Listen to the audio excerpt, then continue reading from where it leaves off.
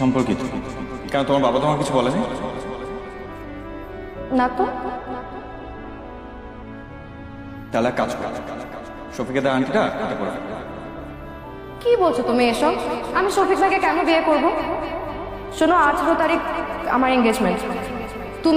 আমি যদি শফিক ভাইকে কোনোভাবে ম্যানেজ না করতে পারি, তাহলে তুমি আমাকে নিয়ে পালাবে।